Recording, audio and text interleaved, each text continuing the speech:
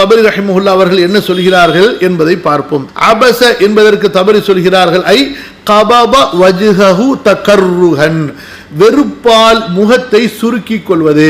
ஒருத்தருடைய சொல்லோ செயலோ அல்லது அவரிடத்திலிருந்து எது பிடிக்கலையோ அதை வெறுத்ததுனால முகம் சுருங்குவதற்கு பேர் தான், முகத்தை சுருக்குவதற்கு தான் அபஸ என்று சொல்லப்படும். அடுத்து தவல்லா, தவல்லா என்பதற்கும் தபரி சொல்கிறார்கள் ஐ அஅரத, புறக்கணிப்பது, அப்படி முகம் திருப்பிக் கொள்வது, ஒருத்தரை விட்டு விலகுவது. அன்ஜா அஹுல் அமா ஐ லி அன்ஜா அஹு அல் அமா. இப்ப இதுல ரெண்டு கிராத் இருக்கு. சில காரிகள் அன்ஜா அஹு என்பத ஆன் ஜா அஹு ஹம்சாவை மத்து வச்சு ஓதுறாங்க, புரியுதா? ஆனா அஃப்ஸஹான கிராத்து, அதிகமா ஓதப்படக்கூடிய கிராத்து அன்ஜா அஹு என்று ஓதுவதுதான். இப்ப இது குறித்து ஆயிஷா ரலியல்லாஹு அன்ஹா அவர்கள் சொல்லக்கூடிய ஒரு அறிவிப்பை தபரி ரஹிமஹுல்லா பதிவு செய்கிறார்கள். ஆயிஷா ரலியல்லாஹு அன்ஹா என்ன சொல்கிறார்கள்? உன்சிலத் அபஸ வ தவல்லா ஃபிப்னி உம்மி மக்தூமின், அப்துல்லா இப்னு உம்மி மக்தூம் என்ற நபித்தோழரின் விஷயத்தில் இந்த சூரா இறக்கப்பட்டது. அதாவது அவர் அத்தா இலா ரசூலில்லாஹ் ஸல்லல்லாஹு அலைஹி வஸல்லம், நபியிடத்திலே வந்தார். ஃபஜஅல யகூலு, அவர் நபியிடத்திலே சொல்ல ஆரம்பித்தார், அர்ஷித்னி அர்ஷித்னி, அல்லாஹ்வுடைய தூதரே எனக்கு நல்லதை சொல்லிக் கொடுங்க, எனக்கு வழிகாட்டுங்க, எனக்கு நல்ல புத்தி சொல்லிக் கொடுங்க, எனக்கு நல்ல அறிவுரை சொல்லிக் கொடுங்கள். அர்ஷித்னி என்றால் இந்த எல்லா அர்த்தமும் வரும். அப்ப பாருங்க, ஒரு கண் தெரியாதவர் வீட்டிலிருந்து கஷ்டப்பட்டு ஒரு ஆளை கூப்பிட்டுக்கிட்டு எனக்கு வழிகாட்டுங்கன்னு சொல்லி ரசூலுல்லாஹ்விடத்தில் ஓடி மார்க்கத்தை கற்றுக்கொள்றார். நம்மெல்லாம் கண்ணு இருந்து நம்மெல்லாம் குருடர்களாக இருப்பதற்கு கூட தகுதி இல்லாதவர்கள். அல்லாஹ் நம்மளை மன்னிக்கணும், புரியுதா? அல்லாஹு தஆலா நமக்கு கண்ணை கொடுத்து நம்ம குர்ஆனை முழுசா ஓதுறோமா, அதனுடைய கருத்தை படிக்கிறோமா, ரசூலுல்லாஹ்வுடைய ஹதீஸை படிக்கிறோமா, இந்த கண்ணை எதுக்கெல்லாம் நம்ம பயன்படுத்தி வீணாக்குறோங்கிறத கொஞ்சம் யோசிச்சு பாருங்க. அல்லாஹ் தான் பாதுகாக்கணும். அன்றைக்கு ஒரு அரபி ஹாஃபிஸ், சவுதியுடைய ஒரு மாணவர் குர்ஆன் மனப்பாடம் பண்ணார், ஹதீஸை மனப்பாடம் பண்ணார். அவருடைய ஒரு இன்டர்வியூ பார்த்துக்கிட்டு இருந்தேன். அந்த கண்ணு தெரியாத அந்த மாணவரிடத்தில் அவ்வளோ அழகாக குர்ஆன் ஓதுறாரு, குர்ஆனுடைய விளக்கம் சொல்கிறாரு. அந்த மாணவரிடத்தில் கேட்கப்படுது, உங்களுக்கு கண்ணு இல்லையே, அதை பற்றி நீங்கள் கவலைப்படுறீங்களான்னு சொல்லிட்டு, எனக்கு எந்த கவலையுமே கிடையாது, அல்ஹம்துலில்லாஹ், அல்லாஹ் எனக்கு அவனுடைய குர்ஆனுடைய இல்மை கொடுத்துருக்கும் போது எனக்கு வேறு என்ன கவலை இருக்குது. அப்போ அந்த கேள்வி கேட்குறவர் கேட்குறாரு, சரி உனக்கு கண்ணு வேணும்னு ஆசைப்படுறியா, பார்வை வேணும்னு ஆசைப்படுறியா, அப்படி ஆசைப்பட்ட அந்த பார்வையை எதற்காக நீ ஆசைப்படுற என்று கேள்வி கேட்குறார். அப்போ அந்த சின்ன பையன் பதில் சொல்கிறாரு பாருங்க, அல்லாஹு அக்பர், நம்மெல்லாம் அழுவணும். என்ன தெரியுமா சொல்கிறாரு? ஆமாம், நான் பார்வை வேணும்னு ஆசைப்படுறேன். எதுக்காக வேண்டி தெரியுமா? அல்லாஹுடைய குர்ஆன், அல்லாஹுடைய கலாம் எப்படி எழுதப்பட்டிருக்கிறது என்பதை பார்ப்பதற்காக எனக்கு பார்வை வேண்டும் என்று ஆசைப்படுகிறேன். நான் இந்த குர்ஆனை மனப்பாடம் பண்ணேன், அல்லாஹ்வுடைய எழுதப்பட்ட வாசகத்தை என்னால் பார்க்க முடியலையேங்கிற கவலையை தவிர என்னுடைய தாய் தந்தையை பார்க்க முடியலையோ அல்லது இந்த உலகத்தில் மக்கள் எல்லாம் கண்டுகளிக்கக்கூடிய அழகான காட்சிகளை பார்க்க முடியவில்லையோ என்பதற்காக அல்ல, குர்ஆனை பார்க்க முடியவில்லையே என்பதற்காகத்தான் சொல்லிட்டு அப்படியே உள்ளத்திலிருந்து சொல்றார். யோசிச்சு பாருங்க. அப்போ நம்ம இடத்துல என்ன ஈமான் இருக்குது, என்ன இஸ்லாம் இருக்குது, நாமெல்லாம் நம்மளை பெருசாக நினச்சி வச்சுருக்கிறோம். உள்ளத்தில் இருக்கிற குப்பையும் கழுசடையும் அல்லாஹ்க்கு தான் தெரியும், அல்லாஹ்க்கு தான் வெளிச்சம். அல்லாஹ் தஆலா நம்முடைய உள்ளங்களை சுத்தப்படுத்துவானாக, நம்முடைய உள்ளங்களை சுத்தப்படுத்துவானாக. அதே போல் இன்னொரு மிஸ்ருடைய காரி, கண் தெரியாதவர், அவர் தினைக்கும் ஏறக்குறைய 30-40 கிலோமீட்டர்கள் தன்னுடைய, அதாவது வீட்டிலிருந்து பப்ளிக் பஸ்ஸில் ஏறி போய் உஸ்தாதிடத்தில் போய் குர்ஆன் ஹிஃப்ஸ் பண்ணிட்டு திரும்ப வீட்டுக்கு வரார். இப்படி செஞ்சு அல்ஹம்துலில்லாஹ் குர்ஆன் மனப்பாடம் பண்ணி இன்று பெரிய உலகளாவிய காரிகளில் இருக்கிறார். புரியுதுங்களா? நமக்கு பாருங்கள், கண்ணு கொடுத்து இருக்கிற வீட்டில் இருக்கக்கூடிய ஹதீஸ் கிதாபை திறந்து படிக்க நேரம் இல்லை, நல்ல பயான்கள் கேட்க நேரம் இல்லை. அல்லாஹ் தான் போதுமானவன். அல்லாஹு தஆலா நமக்கு கொடுத்த ஒவ்வொரு நிஅமத்தை பற்றியும் கேள்வி கேட்பான். ثُمَّ لَتُسْأَلُنَّ يَوْمَئِذٍ عَنِ النَّعِيمِ. சரி, விஷயத்துக்கு வாங்க. என்ன சொன்னோம்? அப்போ அந்த சஹாபி அப்துல்லா இப்னு மக்தூம் ரசூல் ஸல்லல்லாஹு அலைஹி வஸல்லம் இடத்துல என்ன சொல்றாரு? அர்ஷித்னி யா ரசூலல்லாஹ், எனக்கு ஏதாவது நல்லறிவு சொல்லிக் கொடுங்க, எனக்கு ஏதாவது உபதேசம் செய்யுங்க என்று சொல்கிறார். அப்போ வஇந்த ரசூலில்லாஹி ஸல்லல்லாஹு அலைஹி வஸல்லம் மின் உலமாஇல் முஷ்ரிகீன், நபி ஸல்லல்லாஹு அலைஹி வஸல்லம் அவர்களிடத்தில் முஷ்ரிக்குகளுடைய தலைவர்கள் இருந்தார்கள். قالت فجعل النبي صلى الله عليه وسلم يعرض عنه, நபி ஸல்லல்லாஹு அலைஹி வஸல்லம் அவர்கள் அப்துல்லாஹ் இப்னு உம்மு மக்தும் அவர்களை புறக்கணித்தார்கள். வயுக்பிலு அலல் ஆஹரி, அங்க வந்திருந்த மற்றவர்களை அவர்கள் கவனிக்க ஆரம்பித்தார்கள்.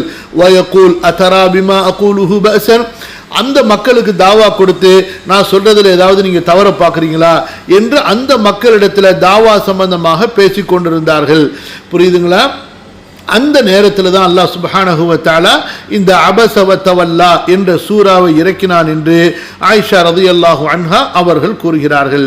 இப்னு அப்பாஸ் ரலியல்லாஹு அன்ஹுமா அவர்கள் கூறுவது என்னவென்று சொன்னா, அதாவது நபி ஸல்லல்லாஹு அலைஹி வஸல்லம் உத்பா இப்னு ரபீஆ, அபூ ஜஹல் இப்னு ஹிஷாம், அப்பாஸ் இப்னு அப்துல் முத்தலிப், இவரும் அப்போ அந்த காலத்தில் முஸ்லீம் ஆகலை. இந்த மாதிரி பல தலைவர்கள் இருந்தாங்க. அவர்களுக்கு நபி ஸல்லல்லாஹு அலைஹி வஸல்லம் இஸ்லாமை எடுத்து சொல்லி கொண்டிருந்தார்கள், அவர்களை ஈமானின் பக்கம் அழைத்து கொண்டிருந்தார்கள். அந்த நேரத்தில் தான் அப்துல்லாஹ் இப்னு உம்மு மக்தும் என்ற தோழர் வரும்பொழுது ரசூல் ஸல்லல்லாஹு அலைஹி வஸல்லம் இடத்துல பேசிக்கிட்டே வரார். அங்கிருந்து வரும்பொழுது அல்லாஹ்வுடைய தூதரே என்று பேசிக்கொண்டே கேட்டுக்கொண்டே வருகிறார். எனக்கு குர்ஆனை ஓதி காட்டுங்க. ஃபஜஅல அப்துல்லாஹ் யஸ்தக்ரிஉன் நபிய ஸல்லல்லாஹு அலைஹி வஸல்லம் ஆயத்தம் மினல் குர்ஆன் வகால யா ரசூலல்லாஹ் அல்லிம்னி மிம்மா அல்லமக்கல்லாஹ், அல்லாஹ்வுடைய தூதரே அல்லாஹ் உங்களுக்கு கற்றுக் கொடுத்த மார்க்கத்தை எனக்கு கற்றுக் கொடுங்கள், எனக்கு குர்ஆனை ஓதி காட்டுங்கள் என்று சொல்லிக்கொண்டே அவர் வந்தார். ரசூல் ஸல்லல்லாஹு அலைஹி வஸல்லம் அவரை புறக்கணித்து விட்டு கடுகெடுத்தார்கள், திரும்பிக் கொண்டார்கள். அவரோட பேசுறது ரசூல் ஸல்லல்லாஹு அலைஹி வஸல்லம் விரும்பவில்லை, மற்றவர்களிடத்தில் பேசிக் கொண்டிருந்தார்கள். புரியுதுங்களா? சோ அந்த நேரத்தில் தான் இந்த வசனம் இறக்கப்பட்டதாக, இந்த சூரா இறக்கப்பட்டதாக அப்துல்லாஹ் இப்னு அப்பாஸ் ரலியல்லாஹு அன்ஹுமா அவர்கள் கூறுகிறார்கள். புரியுதுங்களா? அதுக்கு பிறகு அந்த அப்துல்லாஹ் இப்னு உம்மு மக்தும் ரலியல்லாஹு அன்ஹு எப்போ வந்தாலும் சரி அவரை ரசூல் ஸல்லல்லாஹு அலைஹி வஸல்லம் கண்ணியப்படுத்துவாங்க, பேசுவாங்க.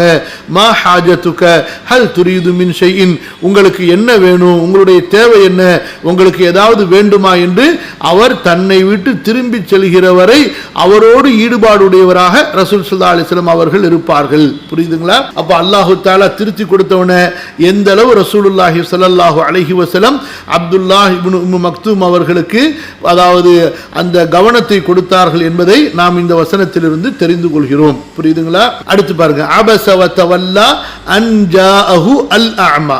இப்ப இந்த இடத்துல அல் அஅமா என்று சொல்லப்பட்ட யாரை பற்றி சொல்லப்பட்டது? அதான் அப்துல்லாஹ் இப்னு உம்மு மக்தூம் என்ற அந்த சஹாபி. அப்ப எந்த அளவுக்கு ரசூல் ஸல்லல்லாஹு அலைஹி வஸல்லம் இவரை கண்ணியப்படுத்தினார்கள் என்றால் இமாம் தபரி அவர்கள் சொல்லி காட்டுகிறார்கள். நபி ஸல்லல்லாஹு அலைஹி வஸல்லம் அவர்கள் மதீனாக்கு ஹிஜ்ரத் செஞ்சப்ப இவரும் ஹிஜ்ரத் செஞ்சு வந்தாரு. 2 முறை ரசூல் ஸல்லல்லாஹு அலைஹி வஸல்லம் அவர்கள் இவரை மதீனாவுடைய அமீராக ஆக்கி மதீனாவிலே தொழ வைக்கக்கூடிய இமாமத்துடைய பொறுப்பை கொடுத்தார்கள் நபி ஸல்லல்லாஹு அலைஹி வஸல்லம் அவர்கள் போருக்கு சென்ற போது.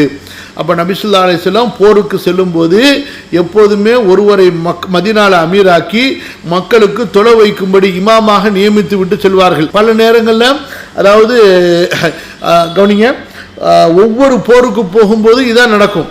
அப்ப அந்த மாதிரி 2 தடவை நபி ஸல்லல்லாஹு அலைஹி வஸல்லம் அதாவது போருக்கு சென்ற போது அந்த 2 முறையிலேயும் நபி ஸல்லல்லாஹு அலைஹி வஸல்லம் அப்துல்லாஹ் இப்னு உம்மு மக்தும் அவர்களை நியமிச்சிருந்தாங்க. சில நேரத்தில் அலி அவர்களை நியமிச்சிருக்கிறாங்க. இப்படி பல பல சஹாபாக்களை நியமிச்சிருக்கிறாங்க. அதுல 2 முறை நியமிக்கப்பட்ட சஹாபி யாரு? அப்துல்லாஹ் இப்னு உம்மு மக்தும் ரலியல்லாஹு அன்ஹு. புரியுதுங்களா?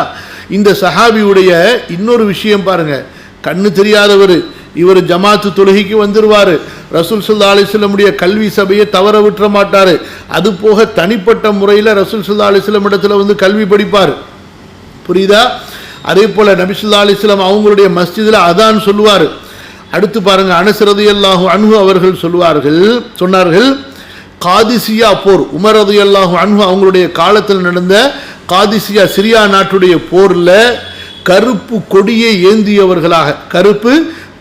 ஏந்தியவர்களாக குதிரையின் மீது அமர்ந்து தன் மீது இரும்பு உருக்கு சட்டையும் அணிந்து கொண்டு முஸ்லிம்களுடைய கொடியை பிடித்து கொண்டிருந்தார்.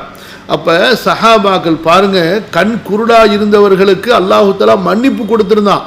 அப்படி இருந்தும் இந்த தீனுக்காக அவர்கள் செய்த தியாகத்தை, அவர்களுடைய அந்த அர்ப்பணிப்பு பார்க்கணும்.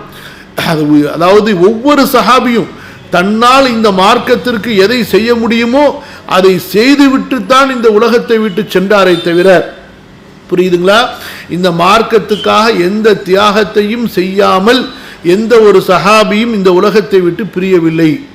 நாம் எப்படி இந்த மார்க்கத்தினுடைய பேரை சொல்லி எந்த அளவுக்கு உடம்ப வளர்க்க முடியுமோ, எந்த அளவுக்கு பெருமை பேச முடியுமோ எல்லாவற்றையும் செய்து கொள்வோம்.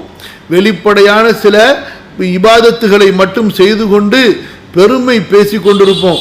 இந்த தீனுக்கு, இந்த மார்க்கத்துக்காக, மார்க்கத்தை பரப்புவதற்காக, இந்த மார்க்கத்தின் பக்கம் அழைப்பதற்காக ஒரு துரும்ப கூட நம்ம இதுவரைக்கும் இன்னும் அசைக்கலை. புரியுதுங்களா? அல்லாஹ் தான் பாதுகாக்கணும். நாளைக்கு மறுமையில் அல்லாஹ் நிறுத்தி வச்சு, நீ செஞ்ச இந்த இபாதத்தெல்லாம் உனக்கு, எனக்குன்னு என் மார்க்கத்துக்குன்னு நீ என்னடா செஞ்ச அப்படின்னு ஒரு கேள்வியை கேட்டான்னு வச்சுக்கோங்க, உனக்கு வெக்கமா இல்லை, உனக்கு சூடு சொரணம் எதுவுமே இல்லை. ரசூலுல்லாஹ்வுடைய வாழ்க்கை வரலாறு நீ படிக்கவே இல்லையா? ரசூலுல்லாஹ்வுடைய சஹாபாக்களுடைய சம்பவங்களை நீ படிக்கவே இல்லையா? உனக்கு புத்தி இல்லையா? அவங்கெல்லாம் தீனுக்கு இவ்வளவு கஷ்டப்பட்டாங்களே, சிரமப்பட்டாங்களே, அந்த தீனை பரப்புறதுக்கு நீ என்னடா செஞ்ச? உனக்கு நான் காசு கொடுக்கலையா, வசதி கொடுக்கலையா, செல்வம் கொடுக்கலையா, அறிவு கொடுக்கலையா, உடல் ஆரோக்கியத்தை கொடுக்கலையா? என்னடா என்னுடைய மார்க்கத்துக்கு நீ செஞ்சுட்டு வந்த? இந்த பெருசா இபாதத்தை தூக்கிட்டு வந்திருக்கிறிய, இது உன் கட்டைக்குள்ள நீ செஞ்ச அப்படின்னு அல்லாஹ் ஒரு கேள்வி கேட்டா, அங்க ஒரு சஹாபி கை இல்லாம வந்து வருவாரு, கால் இல்லாம வருவாரு, நெஞ்சில ஈட்டியோட வருவாரு, கழுத்துல கத்தியோட வருவாரு. அவருக்கு வந்து ஒரு சஹாபியுடைய ஈரல் இருக்காது, நெஞ்சு இருக்காது, கண்ணு இருக்காது.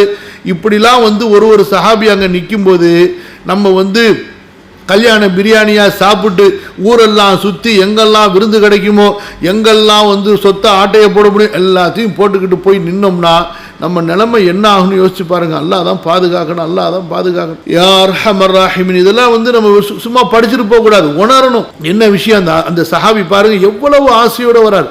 அதனால தானே அல்லாஹு தஆலா ரசூலுல்லாஹ்வையே கண்டிக்கிறான்னு சொன்னா, அப்ப அந்த சஹாபியுடைய ஈமான் எந்த அளவுக்கு அல்லாஹ்விடத்தில் உயர்ந்ததா இருந்துச்சு பாருங்க. அப்போ அப்துல்லா இப்னு உம்மி மக்தூம் ரலியல்லாஹு அன்ஹு அவர்களை பற்றி அனஸ் ரலியல்லாஹு அன்ஹு என்ன சொன்னார்கள்? காதிசியா, சிரியா நாட்டில் நடந்த அந்த போரில் கருப்பு கொடியை ஏந்தியவராக இரும்பு உருக்கு சட்டையை அணிந்து கொண்டு நான் அவரை பார்த்தேன் என்று சொல்கிறார்கள்.